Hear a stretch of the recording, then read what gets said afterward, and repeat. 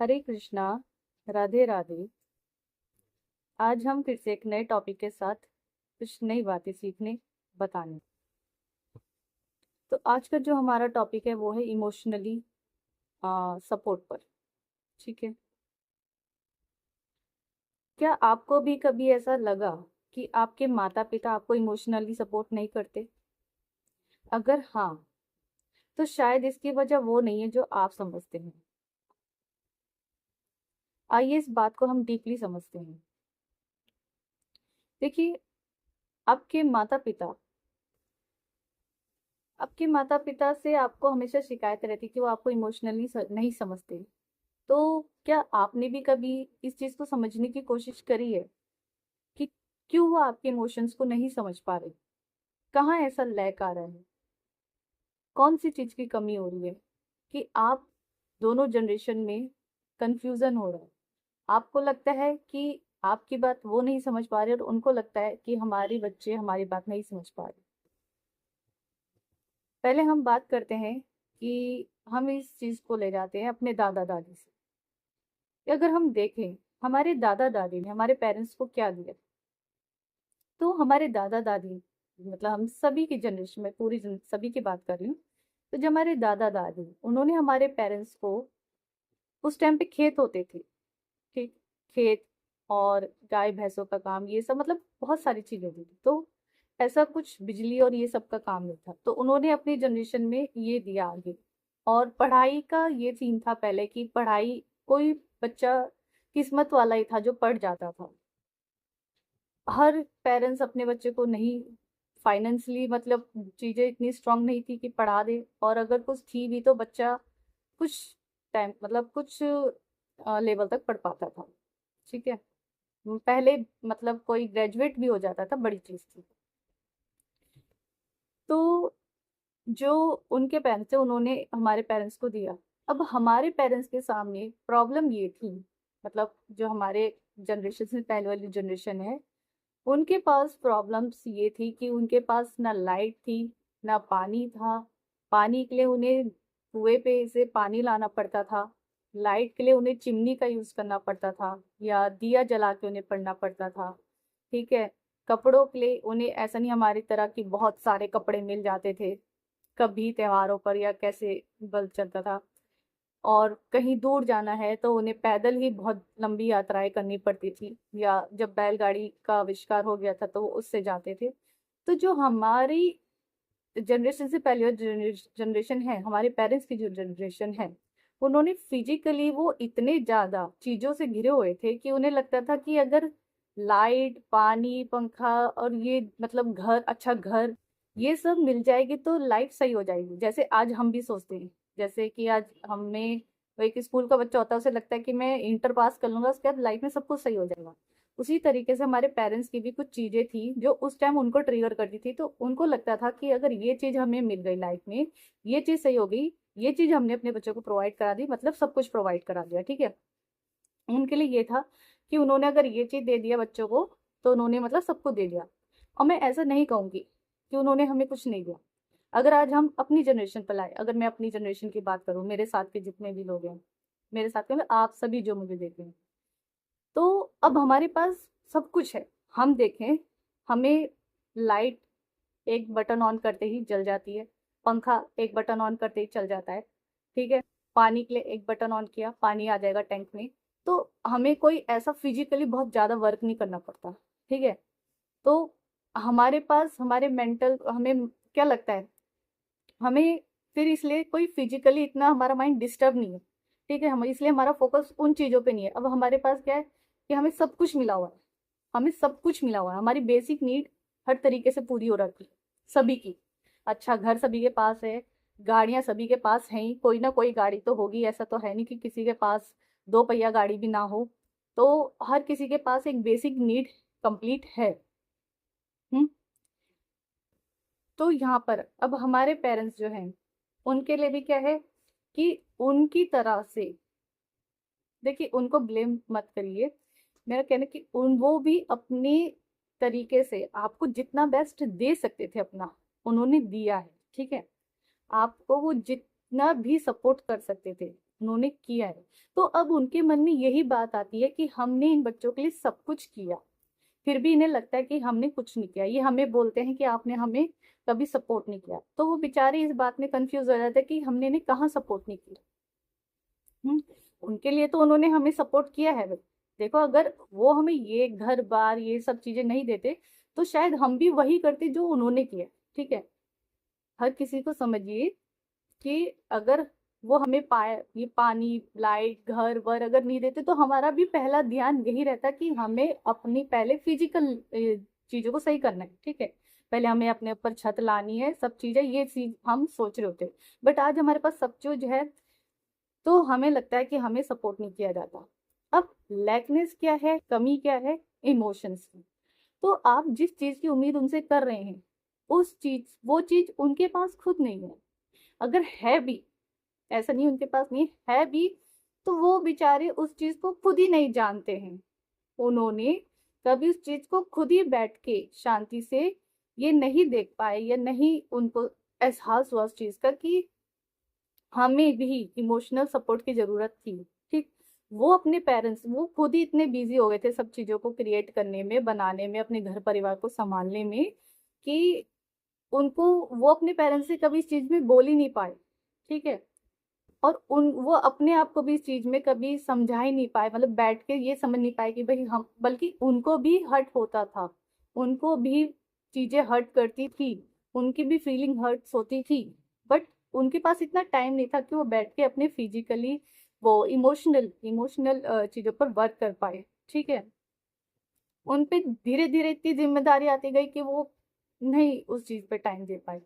तो अब बात आती है आप पर, अब बात आती है हमारी जनरेशन पर। ठीक है, तो अब हमारी जनरेशन पे क्या है, हमारी जनरेशन को प्रॉब्लम ये है कि हमारे पेरेंट्स हमें इमोशनली नहीं समझते। हम्म तो अब मैं कहूंगी कि आप उनसे इस बात की शिकायत नहीं करिए। आपको आपके कंधों पर देखिए दो जनरेशन की रिस्पॉन्सिबिलिटी है। ठीक है, एक आपके पेरेंट्स वाली जनरेशन की, एक आपकी आने वाली जनरेशन की।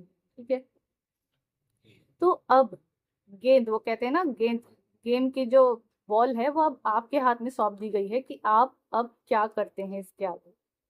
क्योंकि आपके ऊपर अब सारा रिस्पॉन्सिबिलिटी दे दी गई है। ठीक है, कि आपको अपने आप पे सुधार करना है, आपको अपने आप पे काम करना है, और अब जो आप चाहते हैं अपनी लाइफ में उसको क्रिएट करना है। ठीक है, क्योंकि आप अपने पेरेंट्स को कुछ नहीं कह सकते। वो जितना उन्होंने देना था करना था वो कर चुके हैं, और वो कर रहे हैं, अभी भी कर रहे हैं, ऐसी बात नहीं, कर चुके, कर रहे हैं वो आपके पीछे। आपके साथ साथ टाइम के साथ साथ वो भी धीरे धीरे बदल रहे हैं। ठीक है, रिस्पॉन्सिबिलिटी आप पर है, आपको ज्यादा काम करना है। ठीक है, तो आपको अपने इस, ये कहते हैं ना, मतलब हम, वो होता है जनरेशन टू जनरेशन जो चीजें पास करते जाते हैं, ये आपको जनरेशन टू जनरेशन मिलता गया है। ठीक है, अगर आपने भी काम नहीं करा तो आप भी सेम गलती अपनी आने वाली जनरेशन के साथ दोहराएंगे। आप भी वही चीजों को अपनी जनरेशन में कुछ टाइम बाद देखेंगे। ठीक है, तब आपको लगेगा कि शायद मैं उसी टाइम ये काम कर लेता, अपने आप पे काम कर लेती, तो मेरी जनरेशन में ये चीज आगे मुझे देखने को नहीं मिलती। ठीक है, जैसे कि आपको अपने इमोशंस पे काम करना है तो आपको अपनी अंदर देखना होगा कि आपके अंदर नेगेटिविटी नहीं होनी चाहिए, मतलब आपके अंदर किसी को देख के जेलसी का भाव नहीं आना चाहिए, आपके अंदर ईर्ष्या नहीं होनी चाहिए। ठीक है, किसी को देख के आप ऐसे विनम्र होने चाहिए आपकी खुद में, और आप डिसिप्लिन होने चाहिए। सबसे बड़ी चीज देखिए, अगर हम ही डिसिप्लिन में नहीं होंगे तो हम अपने आने वाली जनरेशन को कैसे सिखाएंगे। एक शिष्टाचार, एक अनुशासन, ये बहुत बड़ी चीज होती है लाइफ में। और मैं सोचती हूँ कि मैं इस चीज में बहुत ब्लेस्ड हूँ क्योंकि मेरे पेरेंट्स ने ये चीज मुझे दी है। और एक बच्चा, आने वाली जनरेशन, देखिए आज भी जो हमारे साथ के बच्चे हैं, आपके बच्चे हो चुके हैं, नहीं हुए हैं, आप मैरिड है, अनमैरिड है, मतलब नहीं है। रिस्पॉन्सिबिलिटी आप पर है, आपको अपने अपने काम करना है। अभी देखिए, जो हमारी जनरेशन के बच्चे हैं, जिनकी शादियां हो चुकी, जिनके बच्चे हो चुके, अब उनके हाथ में सीधे फोन है। अब फ़ोन, जैसे मदर होती है वो घर में काम कर रही होती है तो बच्चे को फ़ोन दे देती है, ठीक है, बच्चे को फ़ोन दे दिया, बट अब उसको उसकी आदत पड़ती जा रही है, वो नहीं छोड़ रहा है, वो खाना खा रहा है तो भी फ़ोन देख रहा है, कुछ भी कर रहा है फ़ोन देख रहा है, स्कूल से आते ही फ़ोन देख रहा है, स्कूल में फ़ोन ले जा रहा है, तो ये उसके लिए सही नहीं है ना। हम तो जानते हैं कि वो क्या है, उसको कितना यूज़ करना है और कितना देना है, बट कोई अपने मतलब अपने आप को छोड़ने के लिए, अपने आप का मतलब वो कहते हैं ना कि जब आप अपने आप को नहीं संभालेंगे तो बच्चा कैसे करेगा।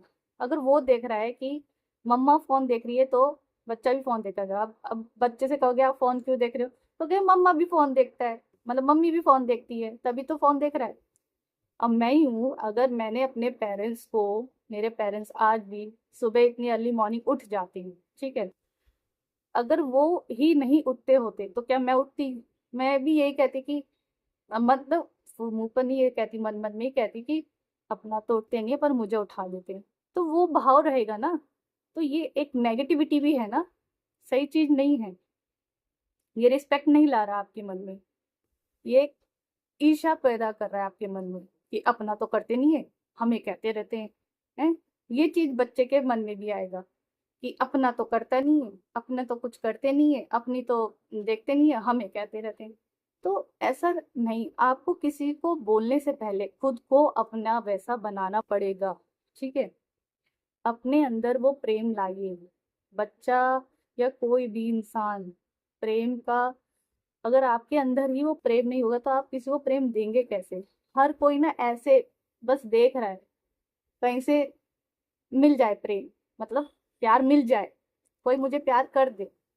हम बड़े तो होते जाते हैं, हम कितनी ही उम्र के हो जाए, पर हमें बाहर से ये रहता है कि कोई तो आके मतलब हमें जेन्युइनली एक गले से गला लग मतलब हक करे, ठीक है, कोई जेन्युइनली हमें सुन ले, कोई जेन्युइनली हमें मतलब एडवाइस करे। सच्चे इंसान को ढूंढ रहा है कोई, है ना, हर कोई सच्चे इंसान को ढूंढ रहा है। बट जब वो सच्चा इंसान खुद ही नहीं बन रहा है तो बाहर कैसे मिलेगा? कोई भी बाहर नहीं मिलेगा, सब अंदर से ही मिलेगा। अंदर आपको अपने पर काम करना है, सच्चाई भी आपको अपने अंदर से लानी है। विनम्रता, जो विनम्रता है, विनम्र भाव है, वो भी आपको अपने अंदर से लाना है। धैर्य आपको अपने अंदर से लाना है। हर एक चीज आपके अंदर है उसको बाहर लाना है, आपको बनना है सब, ठीक है। ये आपकी जनरेशन पर रिस्पॉन्सिबिलिटी है, आपको अपने आप को ऐसा हील करना है, आपको अपनी हर कमी को ऐसे देखना है कि कोई कमी रह ना जाए। मैंने इससे पहले वाली वीडियो में ये कहा था कि मैंने साफ साफ कहा था कि मैं अपनी कमियों के साथ नहीं मर सकती। तो आपको भी अपनी लाइफ में कुछ ऐसा स्ट्रॉन्ग सिग्नल अपने माइंड को दीजिए कि आपको ऐसा इस चीज के साथ नहीं डेड होना है, ठीक है। आपको स्टेप लेने होंगे, स्ट्रॉन्ग स्टेप लेने होंगे, ठीक है, पर वो स्ट्रॉन्ग स्टेप आपके पेशेंस के साथ होंगे। एस मतलब स्टेप ऐसे होने चाहिए जो कि किसी को हार्म ना करे, बाहर से हार्म नहीं करने चाहिए किसी को। हम्म? देखिए, बात साथ में ऐसी भी है कि जब आप खुद हील होंगे तभी सारी चीज बदलेगी। जब आप खुद को सही करेंगे तभी सब चीज बदलेगी, वरना ऐसे कुछ नहीं बदलेगा। वरना आप generation to generation, generation to generation वही चीज आगे आगे आगे देते रहेंगे। तो किसी को तो आपकी जनरेशन में एक वो सिकंदर बनना पड़ेगा ना, वो योद्धा बनना पड़ेगा जो आपकी जनरेशन में चेंज लेके आए, जो कि परिवर्तन लेके आए। और क्या पता वो योद्धा आप ही हैं, आप ही हैं। तो आपको ये काम करने होंगे, काम करना है। रिस्पॉन्सिबिलिटी डिवाइन ने आपको सौंपी है। देखिए, हर कोई यहाँ पर भगवान का ही बच्चा है। किसी को तो कार्य करना होगा ना, किसी को तो उठना होगा, किसी को तो बदलाव लाना होगा। और जब आप अपने आप को बदल लें तब आप सोचिएगा कि अब मैं इतना पावरफुल हूँ, या इतनी पावरफुल हूँ कि मैं दूसरे को भी हील कर सकती हूँ और दूसरे को भी लाइफ में चेंजेस ला सकती हूँ। जैसे देखिए, अब मैं इस बात को ऐसे समझाती हूँ या ऐसा एक एग्जाम्पल देती हूँ। देखिए, इस चीज से ना अपने आप मतलब बुरा मत मानिएगा इस एग्जाम्पल को, कि आपके पेरेंट्स है, ठीक है, या मतलब कोई भी इंसान है, नॉट ओनली पेरेंट्स, कोई भी इंसान है जिसको आप चाहते हैं कि ये इंसान बदले या इसकी लाइफ में पॉजिटिव चेंज आए, ठीक है, या मतलब कुछ भी जो आप उसके लिए अच्छा सोचते हो, ठीक है। तो वो इंसान, जैसे मैं इसको ऐसे बताती हूँ कि मान लीजिए पागल खाना है, ठीक है। पागल खाने में क्या होता है कि जो पागल होता है, जो इंसान जिसको मतलब जिसकी पागल क्या मतलब जिसकी मेंटल स्थिति एक सही नहीं है, ठीक है, जो मेंटल स्टेट है सही नहीं है, तो उसके पास जो डॉक्टर जाएगा वो हमेशा किस चीज के साथ जाएगा? शांति के साथ जाएगा, धैर्य के साथ जाएगा, प्रेम के साथ जाएगा, ठीक है, और इन तीन चीज के साथ जाएगा वो। क्योंकि अगर आपको किसी का इलाज करना है तो पहले आपके पास ये तीन चीज होनी चाहिए, ठीक है। विश्वास भी होना चाहिए साथ में कि आप ये परिवर्तन कर सकते हैं।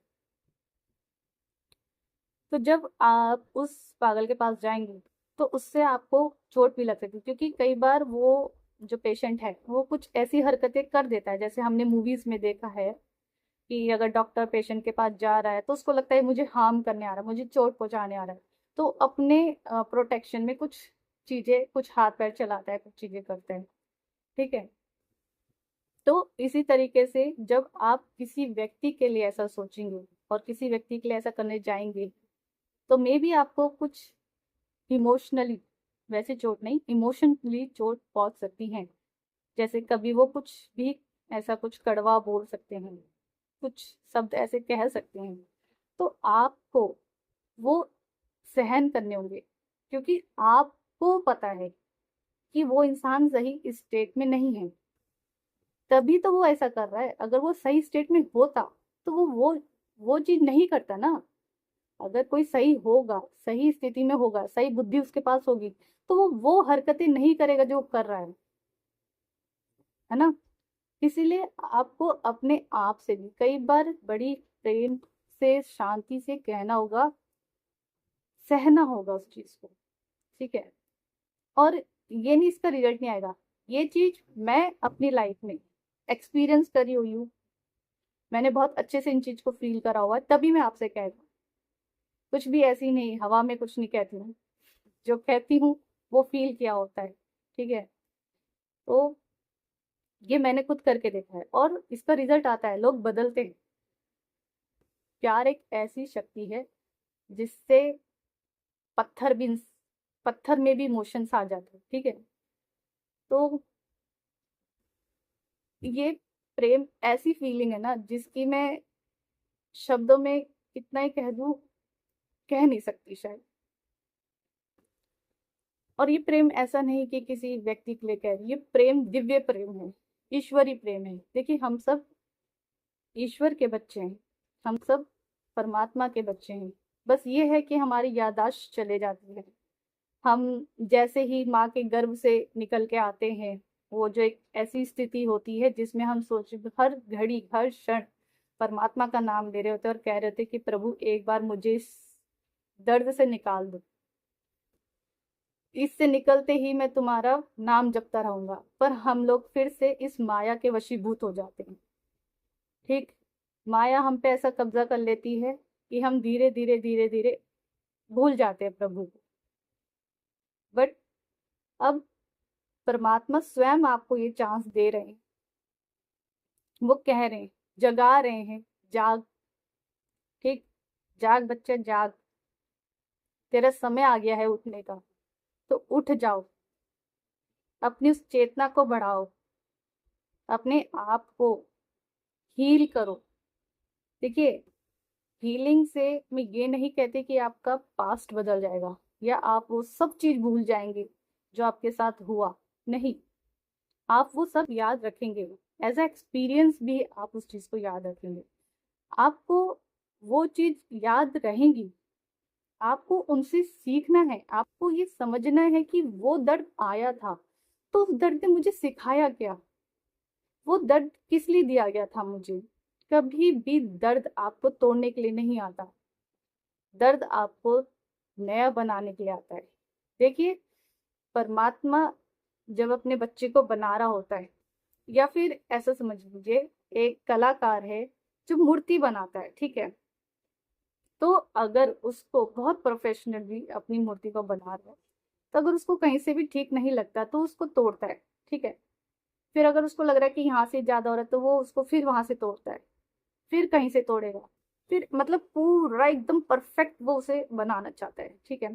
तो वही आप अपने आप को समझ लीजिए कि परमात्मा मुझे इतना परफेक्ट बनाना चाह रहा है कि वो कभी मुझे कहीं से तोड़ेगा, कभी मुझे कहीं से तोड़ेगा। तो वो उसका तोड़ना आप गलत नहीं है, आपको इतना सुंदर रचा जा रहा है कि आप शायद उसकी कल्पना भी नहीं कर पा रहे, इसलिए प्रभु ऐसा करते हैं। और जितने भी लोग आपकी लाइफ में आए, और देखिए, अगर मैंने हमेशा सुना है, अगर दुख तकलीफ आपको अपने परिवार से ही मिल रही है तो आप समझ लीजिए कि आप फिर भी सेफ हैं, क्योंकि प्रभु को भी पता है ना कि बाहर वाले से कुछ बुलवाऊंगा तो इसको कोई फर्क नहीं पड़ेगा, फर्क तो इसे तब पड़ेगा जब मैं इसके ही घर वालों से इसे कुछ बुलवाऊंगा।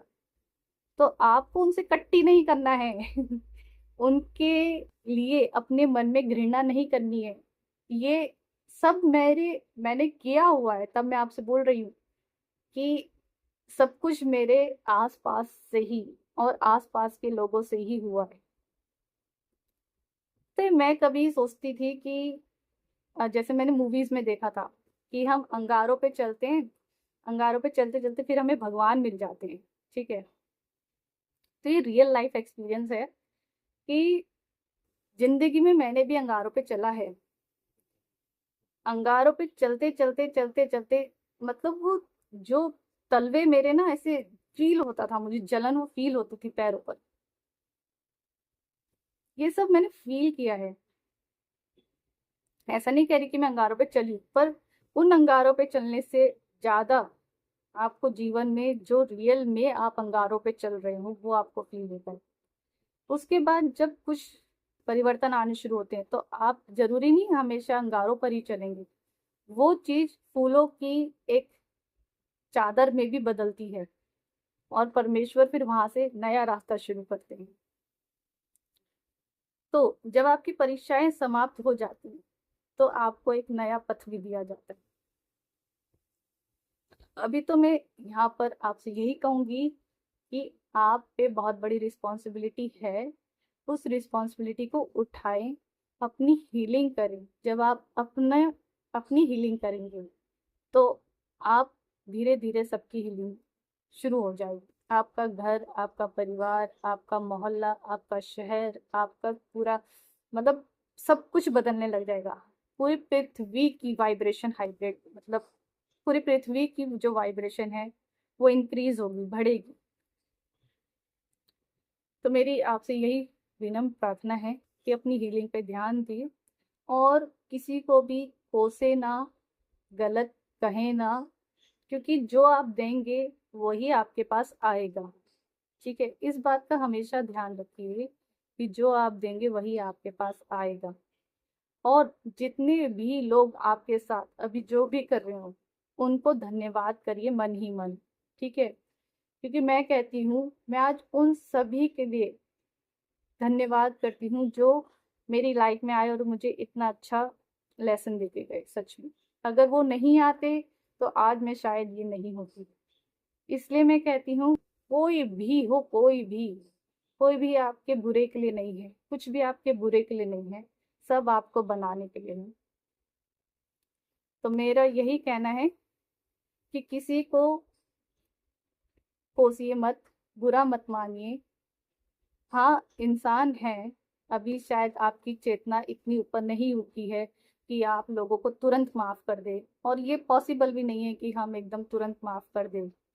टाइम लगता है, हर चीज को टाइम लगता है। पर मैं कहूंगी, टाइम लीजिए, अपना टाइम लीजिए, खराबी नहीं है, टाइम लेने में कोई बुराई नहीं है।